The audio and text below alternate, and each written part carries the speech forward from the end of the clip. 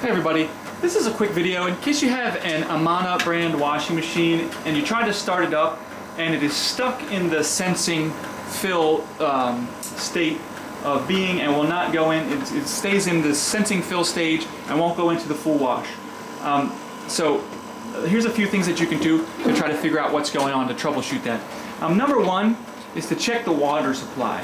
So you want to make sure that the water is turned on to the machine, that the hose is moving freely to the back of the machine, that it is not pinched or kinked or blocked in any ways, because that will prevent it from getting out of this thing.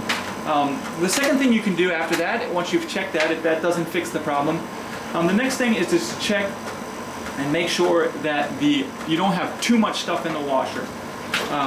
So if it's really loaded up and you're getting this error, try taking some things out and then starting it again. The next thing to do, if that doesn't work, is to try a hard reset on your washing machine. So what you want to do is just turn it off and then unplug it from the wall or disconnect it from the breaker, and then wait a full minute and then plug it back in and see if if this doesn't get stuck again.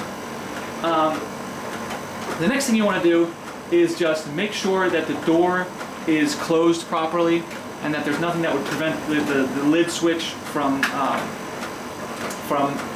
preventing to go into the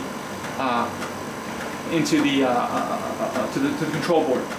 And then so after that, if some of those things, you're probably going to need to call a technician, because it would be the next steps that you would do would be to check a variety of switches that could be keeping it from moving into the next stage, like the water level switch that doesn't know when it's finished filling up with water, and stuff like that. But anyways, hopefully by doing those first couple things, you're able to get it out of that sensing stage and into the wash cycle. Thanks a lot for watching. Have a great day.